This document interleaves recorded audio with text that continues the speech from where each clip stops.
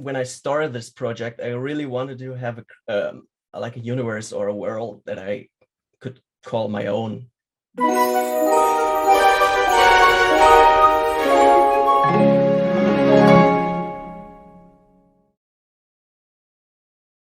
So today we're really excited to talk to Marcel Berg. Marcel, welcome to the channel. Hello, guys. Hey, so Marcel did the card art for the hook card from the Lorcana preview cards. Yeah, I have to say it is probably one of my 2 favorite cards that has been released in the preview set. Like, I always come back to this art and look at it all the time. I feel like I discover something new about the card every time I see it. So I'm just really excited to actually get to talk to you, Marcel, and meet the artist behind this piece of art that I really, really love. And I think is just so deep. So yeah. And we know we can't talk about a lot about Lorcana until the game comes out. We'll have to save that for another time. So today we're just excited to get to know you and your art and your background and kind of what drives you. Yeah. So one of the things we always love to do to start interviews, Marcel, is in the near future, there are going to be thousands of people around the world opening up packs of Lorcana and experiencing your artwork for the very first time. How, in your own words, would you introduce yourself to new fans? First of all, thanks for the kind words, much appreciated. How would I introduce myself? Well, I am a freelance digital artist focusing on character design, illustration, and concept art, but that's really character design, I suppose. And what else? I never know what to tell other than these 3 things, but yeah, that's pretty much it. I do art for a living, freelance on freelance base for 2 years now, so pretty new to the industry, and yeah. And you're from Germany as well, right? Where in Germany are you from? I'm from the western part, from Rheinland-Pfalz, if that says something to you. I don't know. Yeah. So in the interest of, again, getting to know you, we're going to ask an even a deeper, broader question. One of the things we talked about with Nicholas Cole, he said before that when he creates, he tries to create things that he wants to see more of in the world. And so for you, what are you trying to bring into the world with your art? What is your why? That's a really good question, because I think for me, that's like, I'm a big fan of world building and storytelling, or generally narrative stuff. And for me, this is my attempt at creating something for my own, or on my own, to tell stories through visual arts. And yeah, because I would say I'm not a good storyteller per se, but I love to create art and then make something, or to create background stories for them. So I would say, like, why I create art is, yeah, I don't know. It's a passion of mine. Just it is as easy as that. To create art, to come up with own character designs and stories. That's something I really enjoy. And yeah. It started out as a hobby, and now it is my profession, so to speak. And yeah, that is my why, I would say. So I want to disagree with you on something. I was about to say, I think you're fantastic at telling stories and building worlds. So on the world building vein, like, for example, you do design challenges where you're like, the challenge was a character with wings, and you'll create a character with wings. And then completely unnecessarily, you'll give that character a name, maybe a quote, a backstory.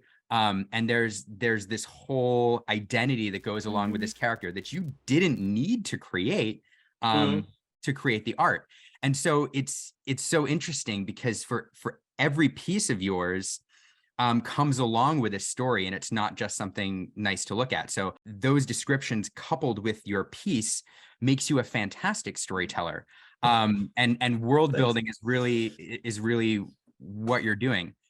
I was going to say, because your descriptions, they're really short, but they're so like vivid within like your 2-sentence description of them or the world that they live in, it just like allows your imagination to like flesh out, you know, even if you've created this character against a white background, like what is actually in that white background? Like, are they standing in front of a mountain range? Are they standing on the field of battle? I remember there was something, you created this beautiful woman who had this like gorgeous crimson saber that she was holding, and you talked about how like the saber was like dripping with the color of crimson or something like that, and I just like imagine her standing on this battlefield, even though she was like, I think in the front of just like a gray background. It's just so vivid. You do such a fantastic job of it. Here's the question then. Thanks. So when you create these pieces, do you create a character and then create the story? Do you have the story in mind and you create the character, or are you creating the story in your mind as you're creating that character visually? I think it's a mix of both, I guess. Sometimes I'm having a really cool visual idea, and then get to the drawing board and sketch out my ideas as soon as possible. And the other times I just sketch something or work out character design, and then just in the end, let's write 2 or 3 sentences to make this even more alive and give more flash to the character. But I'd say in the most cases, it's just I come up with a cool visual idea and then translate, or I come up with a somewhat cool idea to give him a background. But yeah, sometimes it's even just a character description, like for Crimson Blade Cassandra you mentioned. It's like what it was, a blood knight or something. And and this is my my approach to start a new character idea. So yeah, it's quite simple actually. That's spectacular. So kind of talking about where this comes from, you received your master's degree in art, and you graduated in 2017. When did art really become a passion for you, and what was your background with art, and why did you decide to study it in a more official capacity? Well, it has always been my passion. I imagine I remember like back in school or even before that I was sketching out these little comic strips, and after that I was creating these sketches of my classmates, like as robots or monsters and stuff, like the classic story, right? And after school I didn't really know what to do with this, because I couldn't see myself as like a standard job guy. But so I started with I did my bachelor's first in media arts, or media informatics, but that left me off with kind of not having a good portfolio or something. And back at the time I didn't even have the idea to make this as a professional career. So I think it was when I started my master's that I wanted to really dive into my skill set and hone my character design capabilities and abilities, and get better at stuff, and try to come up try to build a portfolio that really represents my strengths. And yeah, it was at that time that I knew I wanted to do this professionally, because there was nothing else that was like, so I was good at. No, that's too harsh. But it just was the call of destiny, so to speak. Very big words, but yeah. No, it's the thing that like you wake up in the morning and you're excited to do, and to get to do it every single day, and then to get paid for it on top of that. It's right. like the dream. Yeah. True. One other, and I know this wasn't like this is a little off script, but with your background in building worlds and characters, do you write as well, or do you just create kind of visual art in the traditional sense? back for my master's thesis, I used to write, like the Codex Arcanum backstory. I wrote like pages and pages and pages and deleted all of them and then wrote it again. But now nowadays I'm not much of a writer, but I wish I could write actually. But just my storytelling on paper is not as good as my visual storytelling, I have to say, sadly. But yeah, that's something I could definitely work on. So you mentioned Codex Arcanum, and I'm really interested to talk about that. We love talking about passion projects and personal projects with artists, because it kind of is a window into what they enjoy creating in their free time and what they want to explore. Of course, for you, it's sort of a passion project, but it was also a school assignment. So we'll call it both. But we love the art for Codex Arcanum. At least what we've seen of it on your social media, it's wonderful. What is it that led you to build this world? What is it about it that inspired you? And is it something that you intend to keep exploring? Back at that time, when I started this project, I really wanted to have like a universe or a world that I could call my own. And really what the driver for this project was that I could have this like framework of narrative something that I could just throw ideas in and build on top of that, like characters, storytelling stuff, narrative, little stories that enrich this world with like I said, characters, environments, and whatnot. And to me, it was like I felt like it was necessary at some point to have like this kind of world that I could create, that I could call myself my own. Sorry, and the idea for the Codex Arcanum universe came up.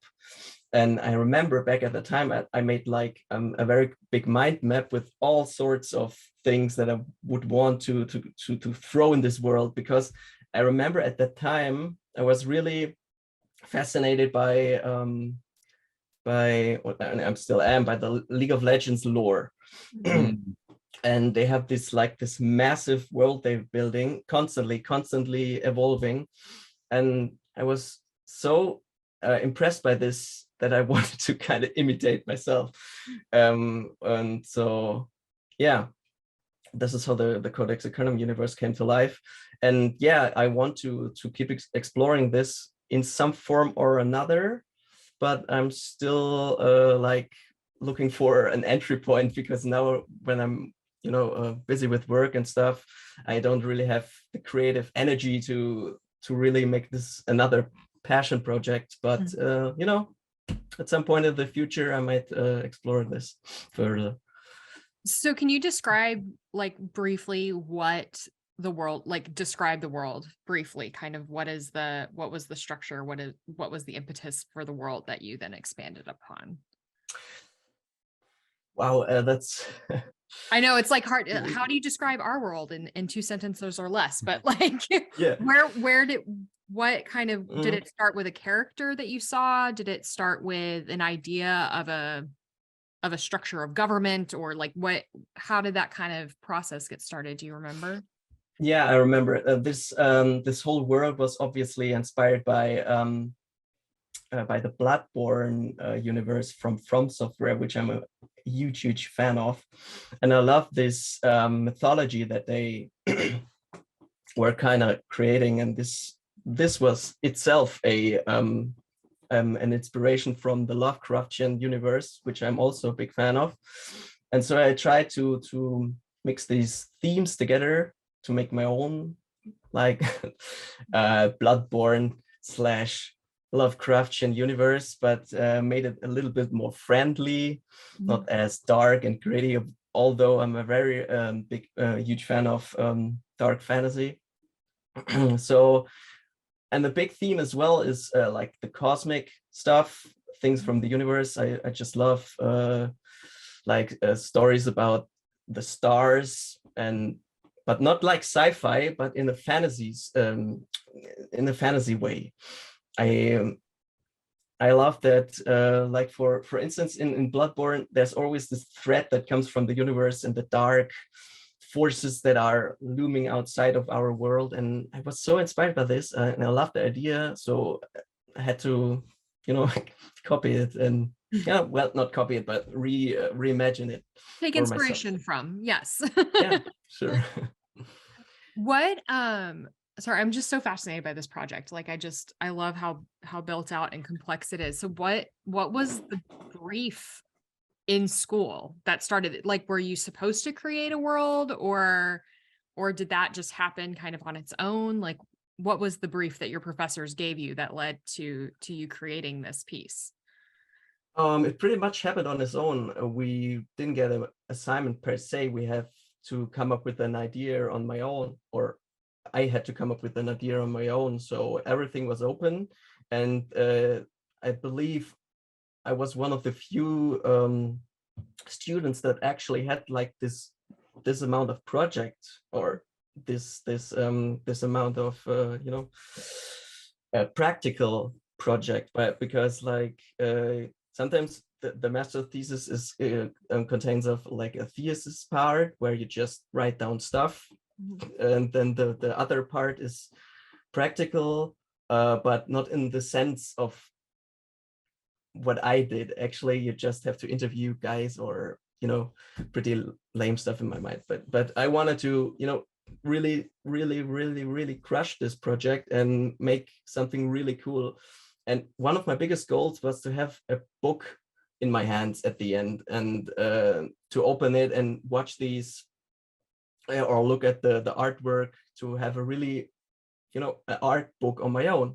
So I believe this was I was telling to my professor I wanted to make an art book for my own to look at and to have on my shelf, and yeah, to be proud of, and to have something like tangible in your hands. And that is it. Yeah. It's pretty cool. I hope to see it in person one day, to see you at a show and or something, and to view, because it's a really cool piece. Yeah, we've seen you kind of flip through it on Instagram, and then of course like all of your the pieces that you highlight from it on your Instagram. It is really beautiful. So thanks. So moving on from Codex, you've mentioned so far Bloodborne, the Lovecraftian universe. I want to say Arcane, but it's League of Legends. And we've seen a bit of fan art on your Instagram.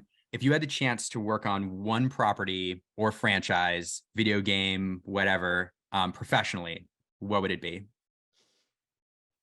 I mean, yeah, League of Legends, I guess. But right now I'm sort of doing this. So, well, it's not for League of Legends, obviously, but it's for something else. But it's kind of the same style. So I go with maybe something like, I always wanted to make Pixar characters, because I think or characters for animation is something I've never done. And I think this is so interesting, because they have completely different, or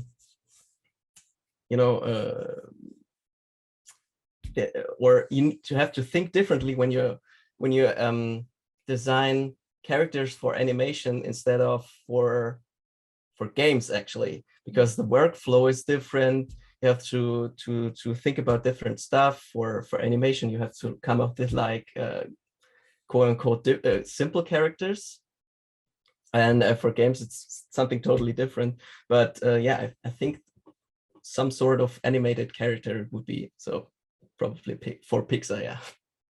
So it's interesting. So moving outside of the video game world into animation, and then the Pixar world. What's your favorite Pixar film? Probably, I think Up, or what's the movie called with the emotions in the head? Inside Out. Inside Out. Yeah, I love that. The characters are spot on. Yeah, I love that. They're great. And the casting in that film was like so perfect. Yeah. Like if you could manifest joy, it would be Amy Poehler. So yeah, it was a great film. Talking about video games and world building, just kind of went there. So you work for a video game, I think it's a startup, right? You're working on the first game, Loki. Yep. So it's Theorycraft Games. It's a very new company, a couple years old. And so you're getting to world build for a young, small, driven company building a brand new game and world. What's that like? I mean, it's awesome. For me, like, who is not a veteran at all, like the amount of talent they kind of gathered in this company is absolutely amazing. These guys, they come from Riot, they come from Blizzard, they come from Bungie and whatnot, and they are absolutely killing it with their art and their expertise and their, overall work ethic, I guess. And they just know what they do. And here comes me with like 2 years of freelance experience and create characters for them. It's absolutely amazing. Yeah. It's very cool. We'd ask you a bit about Loki, but I'm sure you have the same issue with Lorcana, where there's some NDA stuff and media, and you kind of got to keep it under wraps. But in a few sentences, can you describe what Loki is? Or I mean, it's a multiplayer, fast-paced shooter game, I would say. I can't say more, but it's fun. It looks fun. There.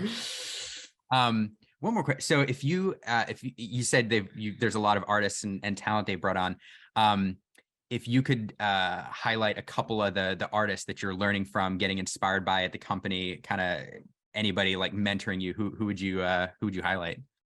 Oh, definitely my art director, who is Josh Smith, and it's actually quite a nice story behind that, because I used to love his art back then when I started my master thesis, and I looked at his art and I said, oh my God, I want to draw like this.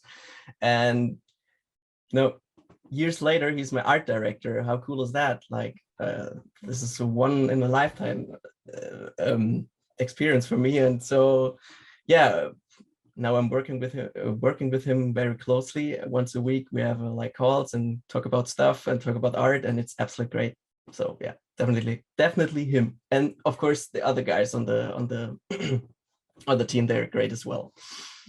That's so cool. You talk about yourself as like a new artist, only a couple of years in coming to Theorycraft, but I mean, to me anyway, listening to you, and at some point you have to realize like you've kind of made it. Like you're working with, these established artists, you're on their team. You've done a project for Disney now, which I don't know how you get any bigger than that as far as entertainment goes. I mean, a couple years after your master's, you're in the industry and you've hit the ground running.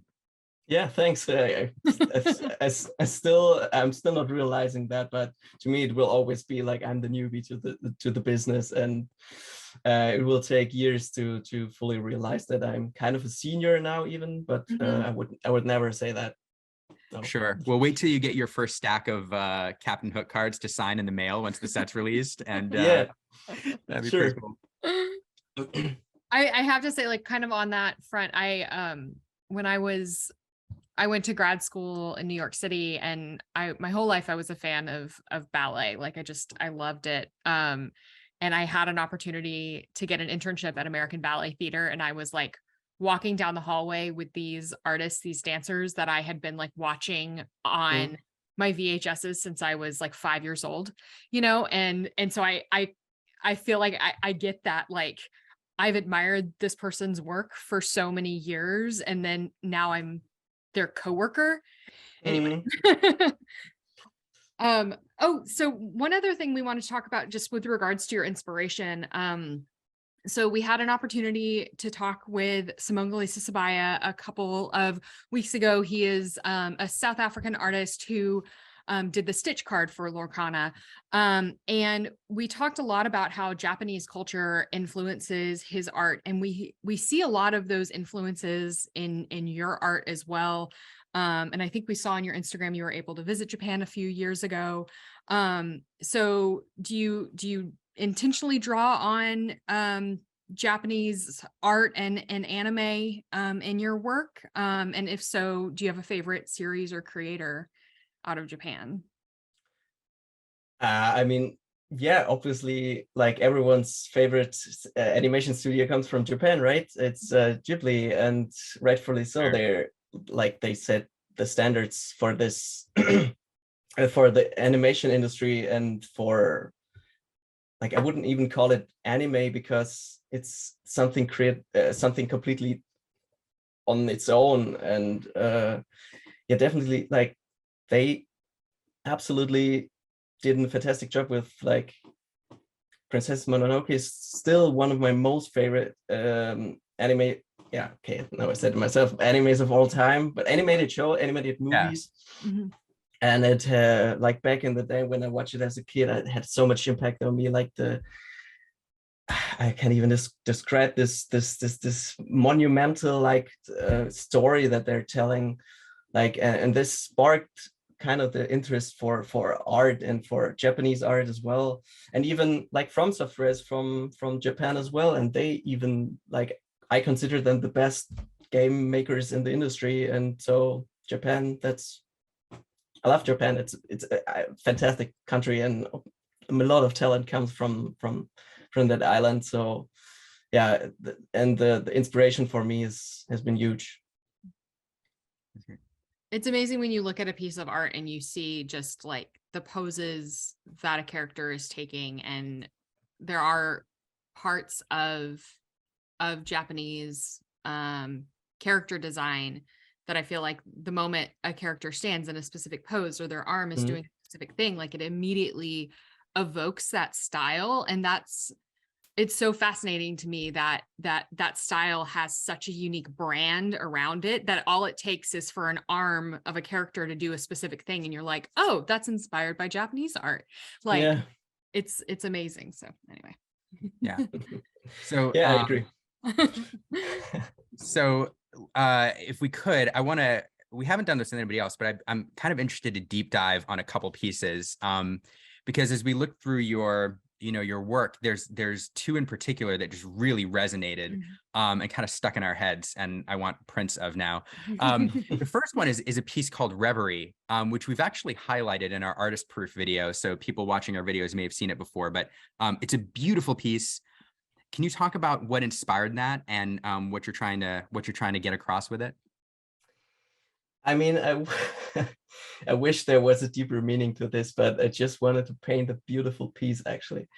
And I remember it started out as just a material study. I know this is kind of it takes away the whole magic now. Oh. But no, I just wanted to paint because I was watching Arcane. And far enough, I think the character is Mal, and she has these earrings and all the gold stuff on her. And I thought this was such a beautiful like mix, and that I wanted to do a piece of this on my own. And I believe there's even the process video where I go from like black and white grayscale to color. And that's a process I just wanted to try out at that time to look if that's something for me or not. And so I come up with the Reverie. Yeah, it's sometimes it's that simple. But yeah. I mean, I don't think it takes away from the magic at all. I look at the piece as a whole and I'm like, that's gorgeous. But I'm just kind of looking at it as a whole. And so I'm really excited. Probably the moment we get off the phone, we're going to go back and look at Reverie, and we're going to look at the metallics that you used within the piece and really just appreciate that, because that was what you were experimenting with. Again, it's like, I think I'm now going to experience that piece on a whole different level than I initially did. Yeah. How about Infinite Skies? That's another one that we love. Yeah. Infinite Skies, this actually has a sad story to it. Yeah. Like back in the day, like 2 years ago, when my grandma died, I where do I start? Yeah, I think it was the day actually when I visited her the last time in hospital. I went home after that and went with the dog. I went out with our dog, and out of nowhere, it was a cloudy, rainy day, and out of nowhere, the heaven or the sky opened up and the sun burst through. So for me, that was like, okay, like now this is like I'm not a spiritual guy or a religious guy, but now I knew the soul of my grandmother ascended to heaven, and it was like, you know, once in a lifetime experience again. I've never saw this in my life. The day it was gray, it was rainy, and that's out of nowhere the sun came out, and to me it was like I felt it. I just felt that something was missing or something left our world, and so I had to like capture this in the piece as some sort of coping mechanism, or you know, to comfort myself. But it definitely helped to create a piece dedicated to my grandmother, and yeah, I still love that piece. I appreciate you sharing the story, because as soon as you see it, like the instant you see it, you know there's a story to it, and there's something different about it. It is a very different, I feel like it's a different piece than most of your other work, and it grabs you the moment you see it. So yeah, because sometimes I don't like at all. I do pieces with me inside it, because I hate this kind of self like putting yourself in pieces. That's not what my usual style is. So this is the first time I've ever done this. So yeah, it's kind of personal, but glad you asked. So I never told the story actually anyone. So you're the first ones. We really appreciate you sharing. Oh my God. Sorry for ruining the mood. No, having lost my my grandmother last year, I don't know, it resonates. You know, when we saw the piece and we read the description of it, you could tell that there was something there. I don't know. It's indescribable, but it's beautiful. And thank you so much for sharing that story with us. We really appreciate it. You're very welcome. All right, let's move on to something a little more fun. Yeah, let's light up the mood a bit, right? No, it's great. So we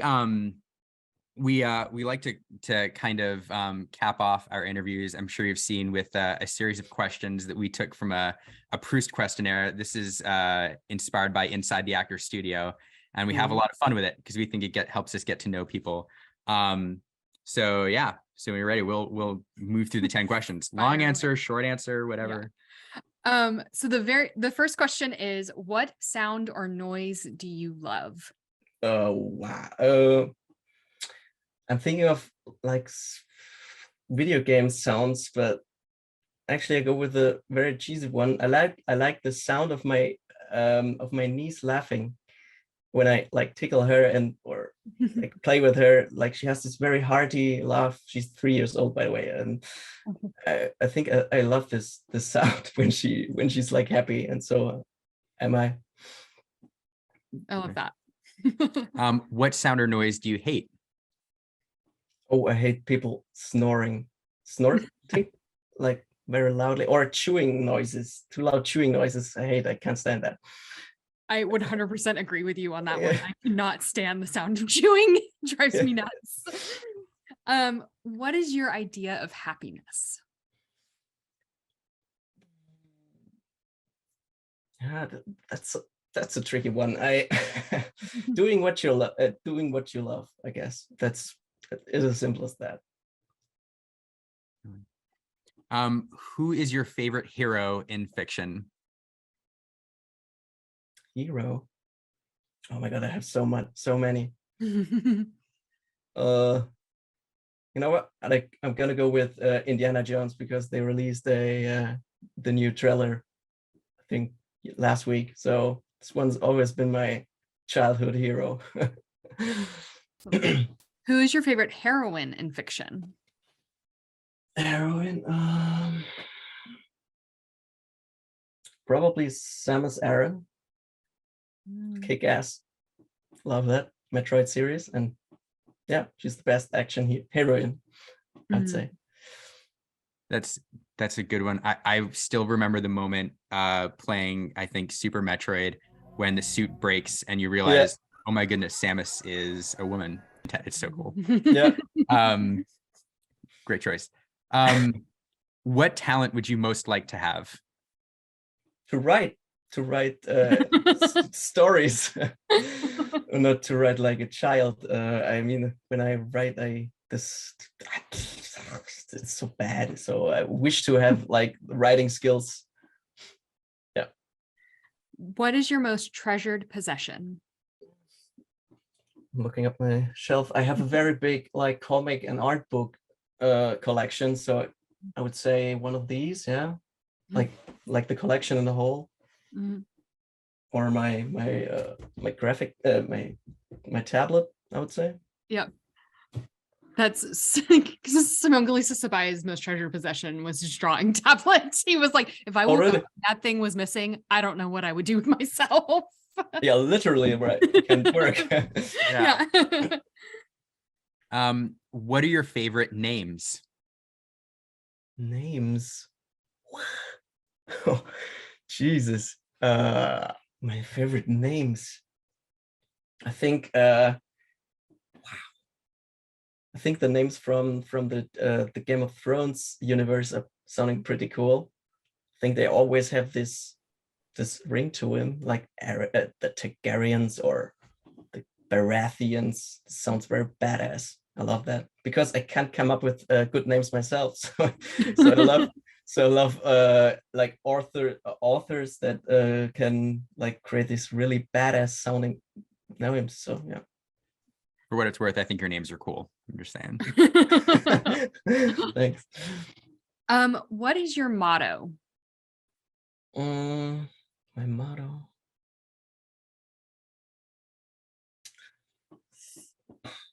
That's a tough one. I think enjoy the little things in life. Like enjoy music, enjoy art, enjoy movies, enjoy artists, enjoy art, enjoy food, family, stuff like that. Like you can always have the big stuff in your life, but it's always the little things that matter at the end of the week, I guess. Love that. Good. What is one question that we didn't ask you that you wish we would have? Oh my God. You guys, man. We can edit out long pauses. I'm just saying. I mean, I'm very bad at coming up with questions myself. For me, like this is Okay, so because we're dog people, what is your dog's name? And tell us about your dog. Oh, our dog's name is Baloo. Or actually, in German we call him Baloo, but it's a Baloo. Baloo, is it right? Baloo from Jungle Book. Yeah. Oh yeah, Baloo. Yeah. The bear. Got it. It's Baloo. Yeah. Is he very bear-like? Yeah, he's a little black and with white fur on his neck, and he has like this bear face, and he's so cute. He's very old though, but he's our little bear. Aww. Well, no, that we really appreciate you taking the time. This is great, and really, really hope that we can talk to you again when Lorcana comes out and deep dive kind of the process behind the art that you created for the game. So I have so many questions. About your card specifically. Like I want to talk about it so much. And what is one question? I can answer it. Right? Is it Tinkerbell in the lantern? Yeah. I mean, it's some sort of fairy. Yeah, I actually. I believe I'm not getting sued for this, but I think in the brief it said there's one fairy in the lantern, but I don't know if it's could be like any fairy. Could be any fairy, yeah. Any sorts of like when children see this, it's evoking some sort of imprisonment. So just wanted to make this very subtle. Okay. I have more, but that was like the one that was like really killing me. I just All right. we can deep dive it We'll later. deep dive when it comes out, and then therefore we're just everything's in the clear. Good No, one. this is so fun. Thanks so much. Yeah. Thank you for Yeah. joining us. It was Thanks for having me once again. wonderful Yeah. to meet you. Yeah, same.